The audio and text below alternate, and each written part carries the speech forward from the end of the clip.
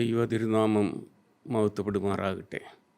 എത്രയും സ്നേഹം നിറഞ്ഞ സഹോദരി സഹോദരന്മാരെ, കർത്താവായ യേശുക്രിസ്തുവിൻ്റെ വലിയ നാമത്തിൽ എൻ്റെ സ്നേഹവന്ദനം.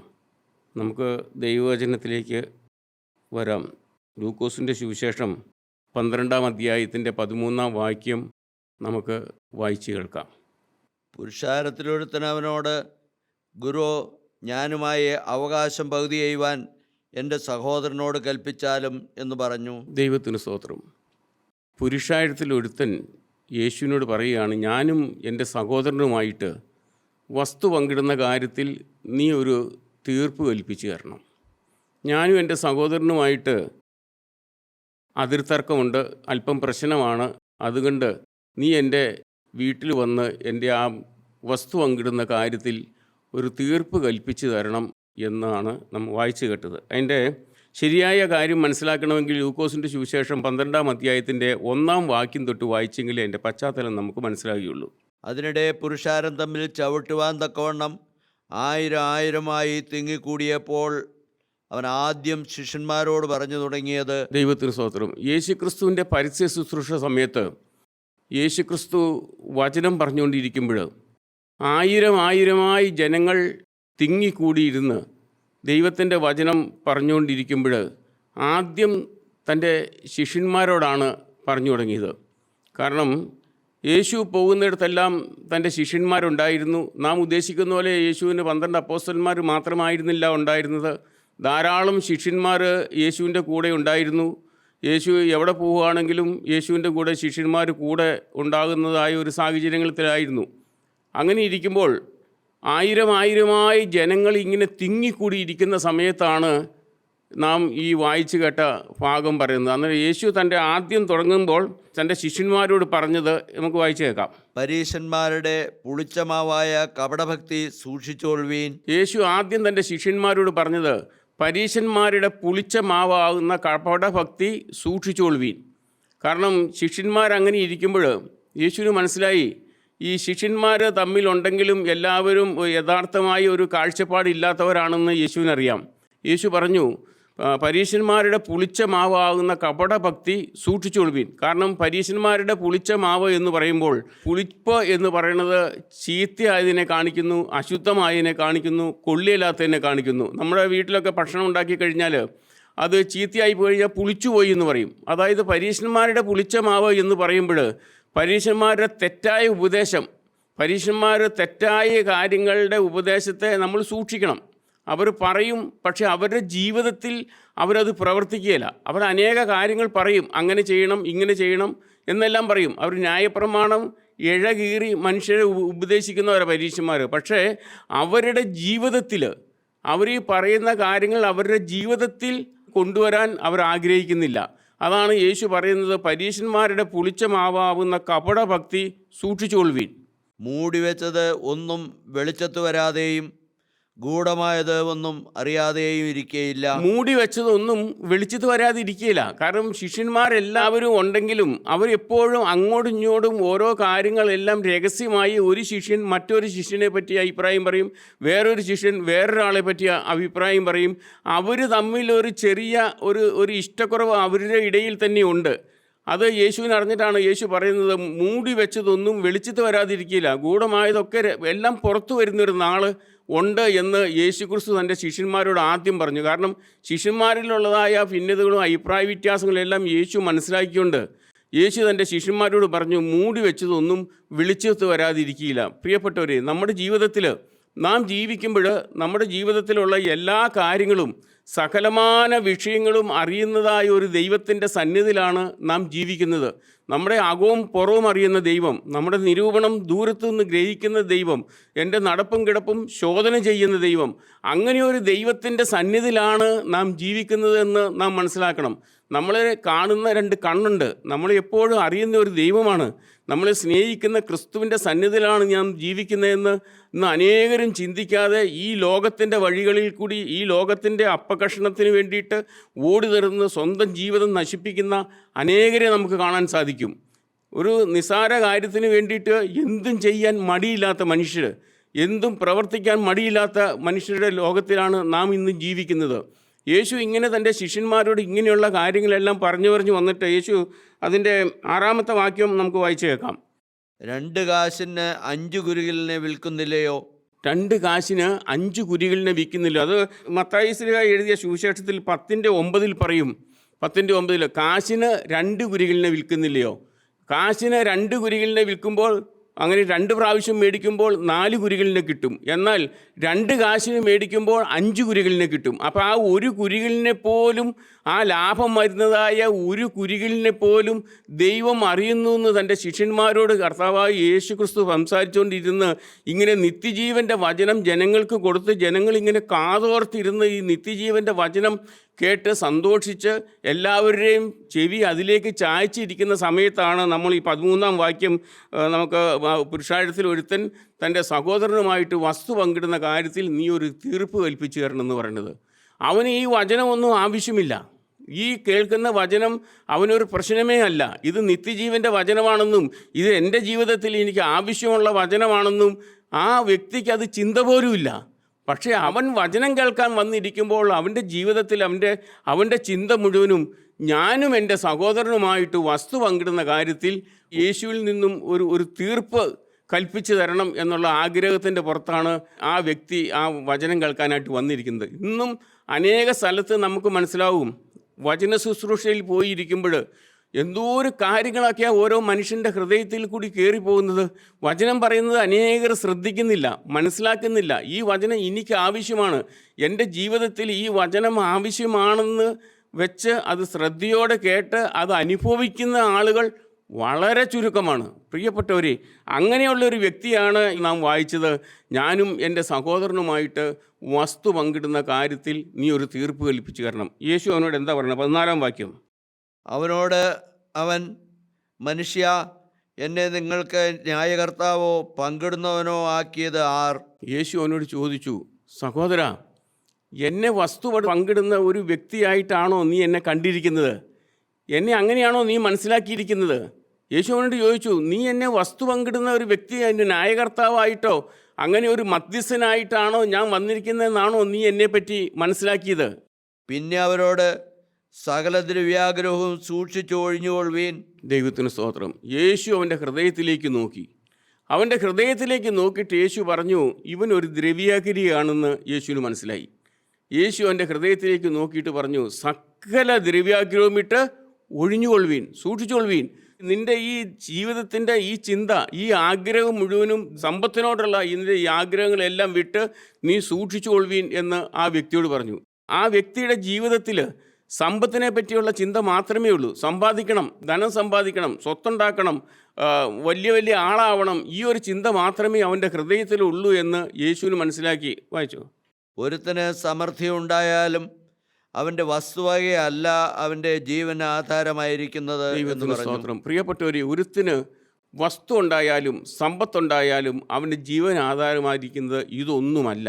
പ്രിയപ്പെട്ടവരെ, നാം എല്ലാവരും സമ്പാദിക്കുന്നവരും ജോലി ചെയ്യുന്നവരും ബിസിനസ് ചെയ്യുന്നവരുമാണ്. പക്ഷേ നാം ഈ ഭൂമിയിൽ നമ്മൾ എന്ത് സമ്പാദിച്ചാലും എത്ര കണ്ട് സമ്പത്തുണ്ടാക്കിയാലും അത് ഒരിക്കലും നമുക്ക് ദൈവരാജ്യത്തിലേക്ക് പോകുവാൻ ഒരിക്കലും അത് മുതൽക്കെട്ടായിട്ട് വരികയില്ല. അനേകർ സമ്പാദിക്കുന്നുണ്ട്, അനേകരെല്ലാം ചെയ്യുന്നുണ്ട്. പക്ഷേ അതുകൊണ്ട് എന്ത് പ്രയോജനം? അവൻ്റെ ജീവിതത്തിൽ ഒരു സമാധാനം അനുഭവിക്കാൻ അവന് സാധിക്കുന്നില്ല. കുടുംബത്തിൽ എന്നും പ്രശ്നങ്ങൾ. ഇന്ന് നമ്മൾ നോക്കുമ്പോൾ, സമൂഹത്തിലേക്ക് നോക്കുമ്പോൾ തുലവും ചുരുക്കം കുടുംബങ്ങൾ മാത്രമേ ഇന്ന് സന്തോഷം അനുഭവിച്ച് ജീവിക്കുന്നുള്ളൂ. ബാക്കി അനേക കുടുംബത്തിൽ ഇന്ന് വഴക്കും അട്ടഹാസവും പരിഹാസവുമാണ്. പ്രിയപ്പെട്ടവർ, സന്ധ്യയ്ക്ക് പ്രാർത്ഥിക്കാൻ പോലും സാധിക്കില്ലാത്ത എത്രയോ കുടുംബങ്ങളാണ് നമ്മുടെ നാട്ടിലുള്ളത്. പ്രിയപ്പെട്ടവർ, എന്താ കാരണം? മക്കളുണ്ട്, പക്ഷേ അവർ തോന്നിവാസികളായി ജീവിക്കുന്നു. മദ്യത്തിനും മയക്കുമരുന്നിനും അടിമകളായിട്ട് ജീവിച്ച് കുടുംബത്തിൽ അലോഹ്യമായിട്ട് നാടിനും നാട്ടുകാർക്കും സഭയ്ക്കും കൂട്ടായ്മയ്ക്കും എല്ലാം ഒരു മുള്ളായി തീർന്ന ഒരു കാലഘട്ടത്തിലാണ് നാം ജീവിക്കുന്നത്. എവിടെയുണ്ട് പ്രിയമുള്ളവർ സന്തോഷം?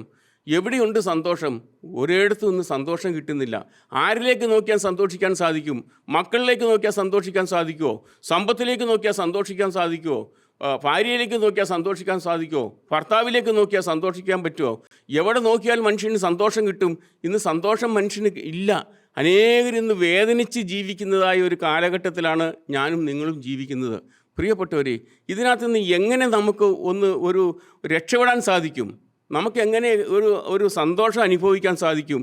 ആമോസ് പ്രവാചകൻ്റെ പുസ്തകത്തിൽ 11-ാം അധ്യായത്തിൽ ഒരു വാക്യമുണ്ട്. അപ്പത്തിനായുള്ള വിശപ്പല്ല, വെള്ളത്തിനായുള്ള ദാഹവുമല്ല, യഹോവയുടെ വചനങ്ങളെ കേൾക്കേണ്ടതിനുള്ള വിശപ്പ് തന്നെ ഞാൻ ലോകത്തിലേക്ക് അയക്കുന്നു. അപ്പമുണ്ട്, വെള്ളമുണ്ട്, തിന്നാനുമുണ്ട്, കുടിക്കാനുണ്ട്, സമ്പത്തുണ്ട്, ജോലിയുണ്ട്, ആഗ്രഹമുണ്ട്, എല്ലാമുണ്ട്. പക്ഷേ നാം അനുഭവിക്കുന്ന വേദനയിൽ നിന്നും, നാം അനുഭവിക്കുന്ന കഷ്ടപ്പാടിൽ നിന്നും നമുക്ക് സമാധാനം അനുഭവിക്കണമെങ്കിൽ, നമുക്ക് സന്തോഷം അനുഭവിക്കണമെങ്കിൽ നാം ദൈവത്തിൻ്റെ വചനം കേൾക്കണം. ദൈവത്തിൻ്റെ വചനത്തിന് വില കൊടുക്കണം. ഈ വചനത്തിന് മാത്രമേ നമ്മുടെ ജീവിതത്തിൽ നമുക്ക് സമാധാനം കിട്ടുകയുള്ളൂ. ബാക്കി എന്തുണ്ടെങ്കിലും നമുക്ക് സമാധാനം കിട്ടുകയില്ല. നമ്മുടെ യഥാർത്ഥമായി യേശു ക്രിസ്തുവിൻ്റെ സമാധാനം നമുക്ക് അനുഭവിക്കണമെങ്കിൽ, ക്രിസ്തു തരുന്ന സമാധാനം നമ്മുടെ ജീവിതത്തിൽ നാം അനുഭവിക്കണമെങ്കിൽ യേശു ക്രിസ്തുവിൻ്റെ വചനം കേൾക്കണം.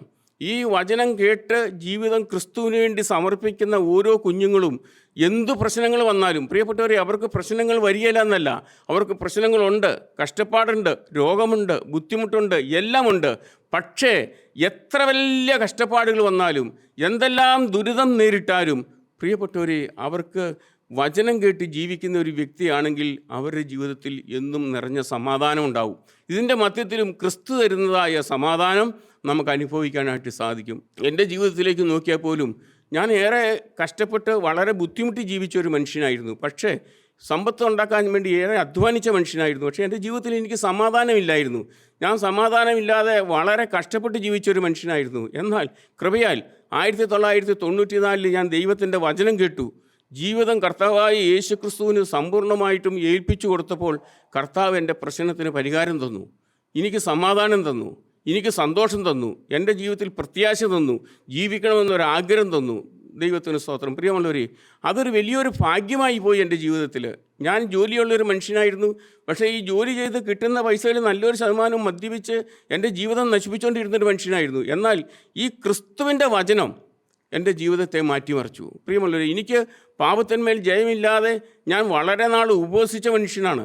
3 ദിവസം ഭക്ഷണം കഴിക്കാതിരിക്കും, 3-ാമത്തെ ദിവസം വൈകിട്ട് ഒരു നേരം ഭക്ഷണം കഴിക്കും, വീണ്ടും 3 ദിവസം ഭക്ഷണം കഴിക്കാതിരിക്കും. ഇങ്ങനെ 3 ദിവസം ഭക്ഷണം കഴിക്കാതെ ഉപവസിച്ചിരുന്നു.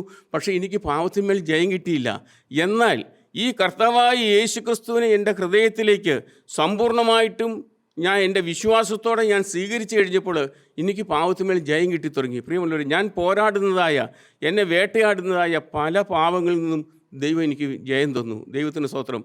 ഒന്ന് മാത്രം, ഞാൻ കർത്താവായ യേശു ക്രിസ്തുവിൽ ഞാൻ സമ്പൂർണ്ണമായിട്ടും വിശ്വസിച്ചു. അവനെ കൈക്കൊണ്ട് അവൻ്റെ നാമത്തിൽ വിശ്വസിക്കുന്ന ഏവർക്കും ദൈവമക്കളാകുവാൻ അവൻ അധികാരം കൊടുത്തു എന്ന് പറയുന്നത് സത്യമാണ്. പ്രിയമുള്ളവരെ, അവനെ വിശ്വസിച്ച് അവൻ്റെ നാമത്തിൽ വിശ്വസിക്കാൻ ദൈവം എനിക്ക് ഭാഗ്യം തന്നു. തൻ്റെ ഏകജാതനായ പുത്രനിൽ വിശ്വസിക്കുന്ന ഏവനും നശിച്ചു പോകാതെ നിത്യജീവൻ പ്രാപിക്കേണ്ടതിന് അവനെ നൽകുവാൻ തക്കവണ്ണം ദൈവം ലോകത്തെ സ്നേഹിച്ചു, എന്നെ സ്നേഹിച്ചു. ആ ക്രിസ്തുവിൻ്റെ സ്നേഹം അനുഭവിച്ചാണ് ഞാനിപ്പോൾ ഓരോ ദിവസവും മുന്നോട്ട് പോകുന്നത്. പ്രിയപ്പെട്ടവർ, ഇത് ആർക്കും സാധിക്കും. ഈ ലോകത്തിൽ ഏത് മനുഷ്യർക്കും ഈ സന്തോഷം അനുഭവിക്കാൻ സാധിക്കും. ഒന്ന് മാത്രം, നീ യേശു ക്രിസ്തുവിൽ വിശ്വസിക്കുക. യേശു ക്രിസ്തു കർത്താവാണെന്ന് വിശ്വസിക്കുക. യേശു ക്രിസ്തു നിൻ്റെ വീണ്ടെടുപ്പുകാരനാണെന്ന് വിശ്വസിക്കുക. യേശു ക്രിസ്തു നിൻ്റെ സകലമാവും അറിയുന്ന ഒരു ദൈവമാണെന്ന് നിൻ്റെ ഹൃദയത്തിൽ എപ്പോൾ നിനക്ക് വിശ്വാസം വരുന്നു, ആ സമയത്ത് നിനക്ക് പാപത്തിന്മേൽ ജയം കിട്ടും. നിൻ്റെ ജീവിതത്തിൽ നിനക്ക് പ്രത്യാശ വരും. നിൻ്റെ കുടുംബത്തിലേക്ക് അനുഗ്രഹങ്ങൾ അണപൊട്ടി ഒഴുകുന്നത് പോലെ അനുഗ്രഹങ്ങൾ നിൻ്റെ കുടുംബത്തിൽ കിട്ടും. പ്രിയപ്പെട്ടവരെ, അതിന് ഒന്ന് മാത്രം, നീ യേശു ക്രിസ്തുവിൽ വിശ്വസിക്കുക. ഈ വചനം കേട്ടിരുന്ന വ്യക്തി ഇത്രമാത്രം വചനം പറഞ്ഞുകൊണ്ടിരുന്ന സമയത്ത് അവന് ഇതൊന്നും പ്രശ്നമായിരുന്നില്ല. അവൻ്റെ ജീവിതത്തിൽ അവന് ഈ വചനം ഒന്നും അവന് കേൾക്കണമെന്ന ഒന്നും താല്പര്യമില്ല. അവൻ്റെ ജീവിതത്തിൽ അവൻ്റെ കുടുംബത്തിലെ പ്രശ്നം, അവൻ്റെ സമ്പത്തിന്മേലുള്ള പ്രശ്നം, അവൻ്റെ അതിർത്തർക്കത്തിന്മേലുള്ള പ്രശ്നമായിരുന്നു അവൻ്റെ ജീവിതത്തിൽ അവനെ വേട്ടയാടിക്കൊണ്ടിരുന്നത്. അതാണ് അവൻ നടുവിൽ നിന്ന് എഴുന്നേറ്റ് പറഞ്ഞത്, ഞാനും എൻ്റെ സഹോദരനുമായിട്ട് വസ്തു പങ്കിടുന്ന കാര്യത്തിൽ നീ ഒരു തീർപ്പ് കൽപ്പിച്ചു തരണം. യേശു അവൻ്റെ ഹൃദയത്തിലേക്ക് നോക്കിയിട്ട് പറഞ്ഞു, അവനൊരു ദ്രവ്യേക്കയാണെന്നും അവൻ്റെ ലക്ഷ്യം ക്രിസ്തു അല്ലെന്നും നിത്യജീവനല്ലെന്നും യേശു അവൻ്റെ ഹൃദയത്തിലേക്ക് നോക്കിയിട്ടാണ് പറഞ്ഞത്, സകല ദ്രവ്യാഗ്രഹവും വിട്ട് ഒഴിഞ്ഞ് സൂക്ഷിച്ചുകൊള്ളുവീനെന്ന്. ദൈവത്തിന് സ്തോത്രം. വായിച്ചേക്കും. ഒരു ഉപമയെ അവരോട് പറഞ്ഞത്, ധനവാനായ ഒരു മനുഷ്യൻ്റെ ഭൂമി നന്നായി വിളഞ്ഞു. അപ്പോൾ അവൻ, ഞാൻ എന്തു ചെയ്യേണ്ടു? എൻ്റെ വിളവ് കൂട്ടിവയ്പ്പാൻ സ്ഥലം പോരാ എന്ന് ഉള്ളിൽ വിചാരിച്ചു. ദൈവത്തിന് സ്തോത്രം. അപ്പോൾ യേശു ഒരു ഉപമ അവൻ്റെ ഹൃദയത്തിലേക്ക് നോക്കിയിട്ട് പറഞ്ഞു, ധനവാനായ ഒരു മനുഷ്യൻ ഉണ്ടായിരുന്നു. ആ വ്യക്തിയുടെ ഇഷ്ടംപോലെ സമ്പത്തുള്ള ഒരു മനുഷ്യനാണ്. അദ്ദേഹത്തിൻ്റെ ഭൂമി നന്നായിട്ട് വിളഞ്ഞു. എന്നും കിട്ടുന്നതായി അത്രയും അനുഭവമല്ല കിട്ടിയത്. 30, 60, 100 മേനിയായി അവൻ്റെ ഭൂമി വിളഞ്ഞു. വീണ് കിടന്നിട്ട് അവൻ എന്താ ചിന്തിക്കുന്നത്? ഞാനിത് കൂട്ടിവെക്കുന്നത് എവിടെയാ? എനിക്കിതിനുള്ള സ്ഥലം പോരാ. അവൻ്റെ സ്ഥലം പോരാ. അവന് ഇപ്പോൾ ആ കിട്ടുന്നതായ അനുഭവങ്ങൾ സൂക്ഷിച്ചു വയ്ക്കാനുള്ള സ്ഥലം അവന് പോരാ. അവൻ ചിന്തിക്കുകയാണ്, ഞാൻ എന്ത് ചെയ്യും? ഈ കിട്ടിയതായ ഈ വസ്തു, ഈ ഇത്രമാത്രം വിളവ് കിട്ടിയതെല്ലാം എൻ്റെ ഗോഡൗണിൽ വെക്കാൻ എൻ്റെ ഗോഡൗണൊന്നും പോരാ. അവൻ ചിന്തിക്കുക. അവൻ ഇങ്ങനെ ചിന്തിച്ചുകൊണ്ടിരിക്കുക. അങ്ങനെ ഇരിക്കുമ്പോൾ അവൻ പറഞ്ഞു, ഒരു കാര്യം ചെയ്യും, ഞാൻ എൻ്റെ ഗോഡൗണൊക്കെ പൊളിച്ച് പണിത് വലുതാക്കും. വലിയ വലിയ ഗോഡൗൺ പണിയും. അതിനകത്ത് എൻ്റെ ഈ കിട്ടിയതായ ഈ വസ്തുവകളെല്ലാം സൂക്ഷിച്ച് വളരെ ഭദ്രമായിട്ട് വെച്ച് ഞാൻ സന്തോഷമായിട്ട് ജീവിക്കും എന്ന് അവൻ്റെ ഹൃദയത്തിൽ തോന്നുക. അവനാണ് ഇതെല്ലാം ചെയ്യുന്നത്. അല്ലാതെ എനിക്ക് ദൈവമായിട്ട് യാതൊരു ബന്ധവുമില്ല.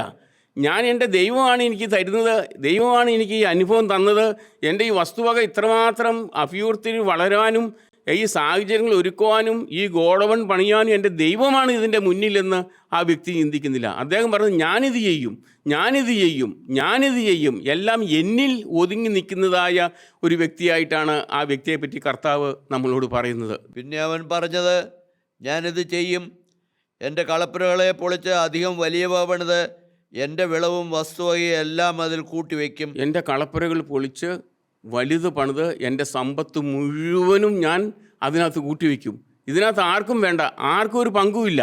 എല്ലാം ആ വ്യക്തിയാണ് ചെയ്യുന്നത്. യേശു എന്നിട്ട് ഒരു വാക്യം പറയുന്നുണ്ട്, നമുക്ക് വായിച്ചേ. നിനക്ക് ഏറിയ ആണ്ടുകൾക്ക് മതിയായ അനവധി വസ്തുവകൾ സ്വരൂപിച്ചു വച്ചിരിക്കുന്നു. ആശ്വസിക്കുക, തിന്നുക, കുടിക്കുക, ആനന്ദിക്കുക എന്ന് പറയും.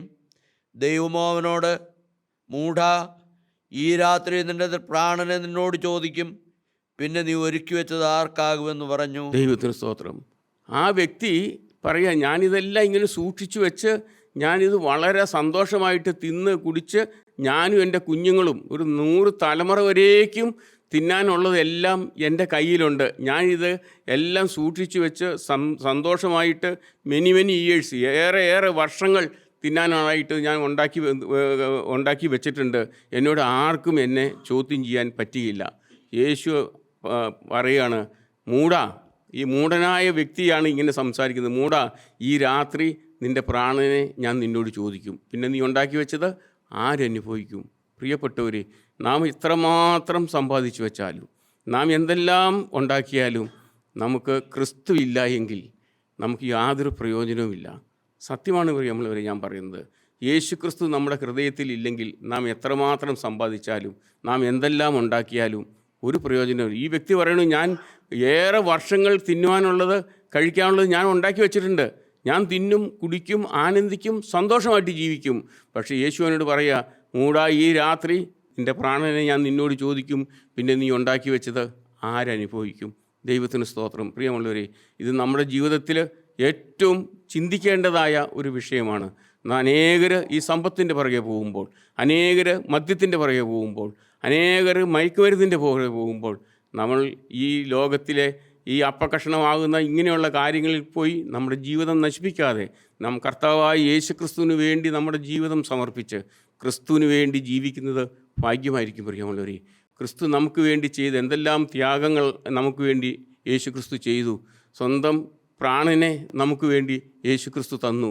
സ്വന്തം ജീവനെ കാൽവരി ക്രൂശിൽ അവസാനത്തെ തുള്ളി വരെയും ഊറ്റിത്തന്ന് നമ്മളെ സ്നേഹിച്ച ക്രിസ്തു, നമുക്ക് വേണ്ടി ജീവിതം സമ്പൂർണ്ണമായിട്ടും അർപ്പിച്ചു തന്ന ക്രിസ്തു, ആ ക്രിസ്തുവിനെ നമ്മുടെ ജീവിതത്തിലേക്ക് നമ്മൾ സ്വീകരിക്കാതെ ഈ ലോകത്തിൽ കാണുന്ന നിസ്സാരമാകുന്ന ചില കാര്യങ്ങൾക്ക് വേണ്ടി, സമ്പത്തിനും മറ്റുള്ള കാര്യങ്ങൾക്കും വേണ്ടി നടന്ന് നമ്മുടെ നല്ല ജീവിതം നശിപ്പിച്ച് നമ്മൾ ഈ ഭൂമിയിൽ നമ്മുടെ ജീവിതം നഷ്ടപ്പെടുത്തി കഴിഞ്ഞിട്ട് നാം ഈ ഭൂമിയിൽ നിന്ന് മാറ്റട്ട ആർക്കെന്ത് പ്രയോജനമുള്ളവർ? ദൈവത്തിന് സ്തോത്രം.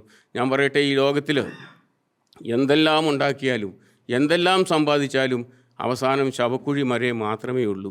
നാം എല്ലാവരും മരിക്കും. ഈ ഭൂമിയിൽ എത്ര സമ്പന്നനായാലും എത്രമാത്രം വിദ്യാഭ്യാസമുള്ള വ്യക്തിയാണെങ്കിലും ഈ ഭൂമിയിൽ നിന്നും മാറ്റപ്പെട്ടു പോകും. എല്ലാവരും മരിക്കും. പ്രിയമുള്ളവരെ, ഞാനും മരിക്കും, നിങ്ങളും മരിക്കും. പക്ഷേ നമ്മുടെ ആത്മാവ് എങ്ങോട്ട് പോകും? ഒരു മനുഷ്യനെ ദൈവം ഭൂമിയിലേക്ക് സൃഷ്ടിക്കുമ്പോൾ ദേഹം, ദേഹി, ആത്മാവെന്ന 3 ഘടകത്തിലാണ് ഒരു മനുഷ്യനെ ദൈവം ഭൂമിയിലേക്ക് സൃഷ്ടിക്കുന്നത്. ദേഹവും ദേഹിയും നമുക്കുണ്ട്, പക്ഷേ ആത്മാവെന്ന ദൈവത്തിൻ്റെ അംശം നമ്മളിൽ ഉണ്ടോ എന്ന് നാം ചിന്തിക്കാറുണ്ടോ? ഞാൻ ആത്മാവിലാണോ ജീവിക്കുന്നത്? ദൈവത്തിൻ്റെ പരിശുദ്ധാത്മാവ് എൻ്റെ ഹൃദയത്തിലുണ്ടോ എന്ന് നമ്മൾ ചിന്തിക്കാറുണ്ടോ? ദൈവത്തിൻ്റെ പരിശുദ്ധാത്മാവുള്ളൊരു വ്യക്തിക്ക് പാപം ചെയ്യാൻ സാധിക്കുകയില്ല പ്രിയമുള്ളവർ. ഒരു മീനെ പിടിച്ച് കരയിലേക്ക് എടുത്തിട്ട് കഴിഞ്ഞാൽ ആ മീൻ കിടന്ന് പിടയ്ക്കുന്നത് പോലെയാണ് നമുക്ക് ദൈവത്തിൻ്റെ പരിശുദ്ധാത്മാവ് നമ്മളിൽ നിന്ന് മാറിപ്പോകുമ്പോൾ നാം അനുഭവിക്കുന്നതായ കഷ്ടപ്പാട്. ദൈവത്തിന് സ്തോത്രം. പ്രിയപ്പെട്ടവരെ, ആത്മാവ് നഷ്ടപ്പെടാതെ എപ്പോഴും കണ്ണിൽ എണ്ണയൊഴിക്കുന്നത് പോലെ ജീവിച്ചെങ്കിൽ മാത്രമേ നമുക്ക് പരിശുദ്ധാത്മാവിൽ ജീവിക്കാൻ സാധിക്കുകയുള്ളൂ. നമുക്കറിയാം 10 കന്യകമാർ ഉർമയിൽ 10 കന്യകമാരും കർത്താവിന് വേണ്ടി കാത്തിരുന്നവരാ. 10 പേരും പ്രത്യാശയോടെ കാത്തിരുന്നവരാ. എന്നാൽ മണവാളം വന്നപ്പോൾ 5 പേര് രക്ഷിക്കപ്പെട്ടു, 5 പേര് നഷ്ടപ്പെട്ടു. പ്രിയപ്പെട്ടവരെ, മണവാളം വരുമ്പോൾ നാം നഷ്ടപ്പെട്ടു പോകാൻ ഇടവരരുത്.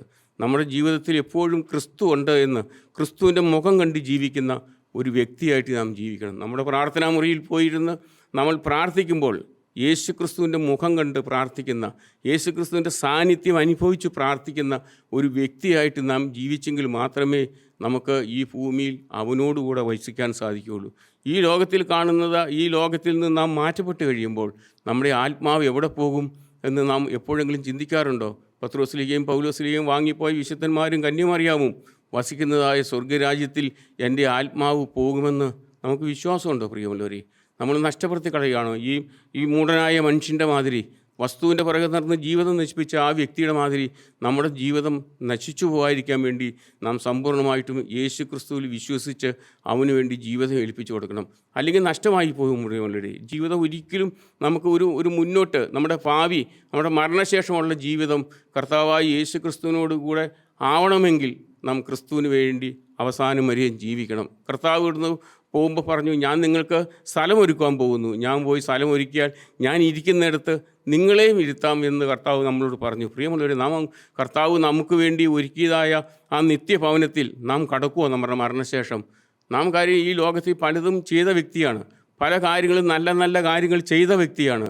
പക്ഷേ കർത്താവായ യേശു ക്രിസ്തു നമുക്ക് വേണ്ടി ഒരുക്കുന്നതായ നിത്യഭവനത്തിൽ നമ്മുടെ ആത്മാവ് ചെല്ലുമെന്ന് എത്ര പേർക്ക് വിശ്വാസമുണ്ട് പ്രിയമുള്ളവരെ? ഓരോ വ്യക്തികളുമായിട്ട് സംസാരിക്കുമ്പോൾ അവർ വലിയ വലിയ കാര്യങ്ങളൊക്കെ പറയും. എൻ്റെ വീട്ടിൽ അച്ഛനുണ്ട്, എൻ്റെ വീട്ടിൽ തിരുമേനിയുള്ള കുടുംബമാണ്, ഞങ്ങൾ സുവിശേഷകനുള്ള കുടുംബമാണ്, ഫാസ്റ്ററുള്ള കുടുംബമാണെന്ന് പറയും. പക്ഷേ ദൈവത്തിൻ്റെ അംശമാകുന്ന ആത്മാവ് നിൻ്റെ ഹൃദയത്തിലുണ്ടോ എന്ന് ചോദിക്കുമ്പോൾ അവർക്ക് അങ്ങനെ അറിയാൻ പോലും പാടില്ല. ഒരു ആത്മാവുണ്ട്, ഒരു ദൈവത്തിൻ്റെ പരിശുദ്ധാത്മാവ് മനുഷ്യൻ്റെ ഹൃദയത്തിൽ വസിക്കുന്നുണ്ടെന്ന് അവർക്കറിയില്ല. അങ്ങനെ ഒരു സംഗതി ഉണ്ടെന്ന് പോലും അറിയില്ല. അതുവരേക്കും വളരെ വാചാലതയോടുകൂടി സംസാരിക്കുന്ന വ്യക്തി അവർ പറയും, അവരൊന്നും മിണ്ടാതിരിക്കും. കാരണം ദൈവത്തിൻ്റെ പരിശുദ്ധാത്മാവ് ഒരു മനുഷ്യനിൽ വസിക്കുന്നു എന്ന് അവരറിയുന്നില്ല, അവർ മനസ്സിലാക്കുന്നില്ല. അവസാനം പറയുകയാണ്, മൂടാ, ഈ രാത്രിയിൽ നിൻ്റെ പ്രാണനെ ഞാൻ നിന്നോട് ചോദിക്കും, നീ ഉണ്ടാക്കി വെച്ചത് ആർക്കാകുമെന്ന് ചോദിച്ചു. അതിനുശേഷം യേശു പറയുന്നു, ദൈവവിഷയമായി സമ്പന്നനാകാതെ തനിക്ക് തന്നെ നിക്ഷേപിക്കുന്നവൻ്റെ കാര്യം ഇങ്ങനെയാകുന്നു. ദൈവവിഷയമായി സമ്പന്നനാകുക. നമ്മുടെ ജീവിതത്തിൽ നാം എന്തൊക്കെയാണ് സമ്പാദിച്ചാലും, എല്ലാ കാര്യത്തിലും മികവുള്ള വ്യക്തിയാണെങ്കിലും ദൈവവിഷയമായി സമ്പന്നനാകണം പ്രിയമുള്ളവരെ. ഈ ലോകത്തിൽ പല സമ്പന്നന്മാരെയും നമ്മൾ കണ്ടിട്ടുണ്ട്, പല രീതിയിലും ജീവിക്കുന്ന ആൾക്കാരെയും നമ്മൾ കണ്ടിട്ടുണ്ട്, പല സൊസൈറ്റിയിലും ജീവിക്കുന്ന ആൾക്കാരെയും നാം കണ്ടിട്ടുണ്ട്. പക്ഷേ ദൈവവിഷയമായി സമ്പന്നനായിട്ട് ദൈവത്തിൽ സമ്പത്ത് നേടുന്ന, ക്രിസ്തുവിൽ വേരൂന്നി ജീവിക്കുന്നതായ, ക്രിസ്തുവിൽ നിന്നും വളം വലിച്ച് ജീവിക്കുന്നതായ ഒരു ജീവിതം നമ്മുടെ ജീവിതത്തിൽ ഇല്ലെങ്കിൽ നമുക്ക് നഷ്ടമായി പോവും. യേശു ക്രിസ്തു തന്നെയാണ് പറഞ്ഞത്, ദൈവവിഷയമായി സമ്പന്നനാകുക. ഈ ലോകത്തിൽ പല സമ്പന്നന്മാരെയും നമുക്കറിയാം, പല രീതിയിലും ജീവിക്കുന്നവരെയും നമുക്കറിയാം. പക്ഷേ നീ ദൈവവിഷയമായി സമ്പന്നനാണോ എന്നാണ് കർത്താവ് ചോദിക്കുന്നത്. ഈ ലോകത്തിൽ എന്തെല്ലാം നേടിയാലും എന്തൊക്കെ സമ്പാദിച്ചാലും യേശു ക്രിസ്തു ജീവിതത്തിൽ ഇല്ലെങ്കിൽ അത് നഷ്ടമാണ്. ആ ജീവിതത്തിന് അർത്ഥമില്ലാത്ത ജീവിതമാണ് പ്രിയമുള്ളവരെ. നിൻ്റെ ജീവിതത്തിൽ നീ അനുഭവിക്കുന്ന വേദനയിൽ നിന്നും, നീ അനുഭവിക്കുന്ന കഷ്ടപ്പാടിൽ നിന്നും സഹോദര, നിനക്ക് രക്ഷ പ്രാപിക്കണമെങ്കിൽ നീ ദൈവവിഷയമായി സമ്പന്നനാവണം. നീ ക്രിസ്തുവിൽ നിൻ്റെ ജീവിതം സമർപ്പിച്ച് നീ ക്രിസ്തുവിന് വേണ്ടി ജീവിക്കുന്ന ഒരു വ്യക്തിയാവണം. നാളെ ഈ ലോകത്തിൽ കർത്താവ് ഏത് സമയത്ത് കടന്നു വന്നാലും, എപ്പോൾ വന്നാലും അവനോടുകൂടെ പറന്നു പോകുവാൻ, അവനോടുകൂടെ ചേരുവാനുള്ളതായ ഒരുക്കമുള്ളൊരു വ്യക്തിയായിട്ട് നാം ഈ ഭൂമിയിൽ ജീവിക്കണം. അല്ലെങ്കിൽ നഷ്ടമായി പോകും പ്രിയമുള്ളവരെ. ജീവിതത്തിൽ എന്തുണ്ടാക്കിയെന്ന് പറഞ്ഞാലും മക്കളെ പോറ്റി വളർത്തി, മക്കൾക്ക് ജോലി മേടിച്ചു കൊടുത്തു, സമ്പത്തുണ്ടായി, വീട് പണിതു, എല്ലാം ഉണ്ടായി. പക്ഷേ നീ ദൈവവിഷയമായി സമ്പന്നനാകുന്നില്ലെങ്കിൽ ഒരു പ്രയോജനവുമില്ല. നീ നിരാശയോടെ ഈ ഭൂമിയിൽ നിന്നും നിൻ്റെ മരണസമയത്ത് നിനക്ക് കടന്നു പോകേണ്ടി വരും. ഒരു പ്രത്യാശയില്ലാത്ത ഒരു മരണം നീ അനുഭവിക്കേണ്ടി വരും. പ്രിയമുള്ളവരെ, മക്കളുണ്ടായിരുന്നു, മക്കൾക്ക് ജോലി കിട്ടി, വലിയ വലിയ നിലവാരത്തിലെത്തി, വീട് വലുതു പണിതു, വലിയ വലിയ കാറുകൾ മേടിച്ചു, ഇതെല്ലാം ഒരുപക്ഷെ നിനക്ക് പറയാനുണ്ടാവും. പക്ഷെ നീ ദൈവവിഷയമായി സമ്പന്നനായില്ലെങ്കിൽ ജീവിതത്തിൽ അർത്ഥമില്ലാത്തൊരു ജീവിതമായിരിക്കും. പ്രിയമുള്ളവരെ, നിങ്ങളുടെ ജീവിതം കർത്താവായ യേശുക്രിസ്തുവിൻ്റെ കരങ്ങളിലേക്ക് സമ്പൂർണ്ണമായും സമർപ്പിച്ച് ഒരു പുതിയ തീരുമാനത്തിലേക്ക് നമുക്ക് വരാം. ദൈവവിഷയമായി സമ്പന്നനാകുക, ദൈവവിഷയമായി നാം സമ്പന്നനായി ജീവിക്കുക. അതായിരിക്കണം നമ്മുടെ തീരുമാനം, അതായിരിക്കണം നമ്മുടെ ലക്ഷ്യം. നമ്മുടെ പ്രത്യാശ ക്രിസ്തുവാണ്. അവൻ വീണ്ടും വരും, നമ്മളെ ചേർക്കും. പ്രിയമുള്ളവരെ, അവൻ പറഞ്ഞതുപോലെ അവൻ വീണ്ടും വരും, തീർച്ചയായിട്ടും വരും. ആ യേശു വീണ്ടും വരുമ്പോൾ ആ യേശുവിനോടുകൂടെ പറന്നു പോകുന്ന ഒരു വ്യക്തിയായിട്ട് നമുക്ക് തീരണം. നമ്മുടെ ആത്മാവ് അവൻ്റെ രാജ്യത്തിലെത്തണം, അവന് വേണ്ടി ജീവിക്കണം. നമുക്ക് പ്രാർത്ഥിക്കാം. ഞങ്ങളെ അതിവാത്സല്യമായി സ്നേഹിക്കുന്ന ഞങ്ങളുടെ സ്വർഗത്തിലെ അപ്പ, ഞങ്ങളുടെ വാഴ്ത്തപ്പെട്ട കർത്താവേ, ഈ സമയം വരെ ഞങ്ങളെ കൂടെ നടന്ന് ഞങ്ങളെ അവിടുന്ന് നടത്തിയ കൃപയ്ക്കായി സ്തോത്രം. കർത്താവ്, ഈ സമയം വരെയും ഞങ്ങളുടെ ഓരോ കാര്യങ്ങളിലും ഞങ്ങളെ സഹായിച്ച ദൈവമേ, ഇനിയും നീ ഞങ്ങളെ നടത്തുവാൻ വിശ്വസ്തനാണെന്ന് ഞങ്ങൾ അറിയുന്നു. കർത്താവേ, സകലതും അറിയുന്ന എൻ്റെ യേശുവിൻ്റെ സന്നിധിയിലാണ് ഞങ്ങൾ ജീവിക്കുന്നതെന്ന് ഞങ്ങൾ മനസ്സിലാക്കുന്നു. കർത്താവേ, എൻ്റെ ദൈവമേ, ഞങ്ങളോട് കൂടെ ഇരിക്കണമേ. ഈ വചനം കേട്ട ഓരോ കുഞ്ഞുങ്ങളെയും എൻ്റെ കർത്താവ് അനുഗ്രഹിക്കണമേ എന്ന് പ്രാർത്ഥിക്കുന്നു. അവരനുഭവിക്കുന്ന വേദനയിൽ നിന്നും കഷ്ടപ്പാടിൽ നിന്നും ദുരിതത്തിൽ നിന്നും കർത്താവെ അവർക്ക് ഒരാശ്വാസം കൊടുക്കണമേ എന്ന് പ്രാർത്ഥിക്കുന്നു. അവർ വേട്ടയാടുന്ന പാപത്തിന്മേൽ കർത്താവെ ഇവർക്ക് ജയം കൊടുക്കണമേ എന്ന് പ്രാർത്ഥിക്കുന്നു. എല്ലാവരെയും അനുഗ്രഹിക്കണമേ അപ്പാ, എല്ലാവരെയും അവിടുന്ന് തൊട്ട് സുഖപ്പെടുത്തണമേ. നിൻ്റെ ആണിപ്പാടുള്ള കരത്തിൻ്റെ സ്പർശനമേക്കാതെ ഒരു കുഞ്ഞുപോലും ഇന്ന് ജീവിക്കാൻ ഇടവരല്ലേ എന്ന് പ്രാർത്ഥിക്കുന്നു. ഈ നശിച്ചു പോകുന്ന ലോകത്തിൽ കർത്താവെ സത്യസന്ധമായി ജീവിച്ച് ഒരു വിശുദ്ധനായി ജീവിച്ച് മരണം വരെയും വിശുദ്ധിയിൽ ജീവിച്ച് ക്രിസ്തുവിൻ്റെ മുഖം അന്വേഷിച്ച് ജീവിപ്പാൻ ഞങ്ങൾക്ക് ഭാഗ്യം തരണമേ എന്ന് പ്രാർത്ഥിക്കുന്നു. ദൈവവിഷയമായി സമ്പന്നരായി കർത്താവിൻ്റെ രാജ്യത്തിലേക്ക് വരുവാൻ ഞങ്ങളെ ഒരുക്കണമേ. ദൈവനാമം മഹത്വപ്പെടുത്തണമേ. എല്ലാം ഞങ്ങൾക്കായി ജീവൻ വെച്ച യേശുവിൻ നാമത്തിൽ തന്നെ. ആമീൻ.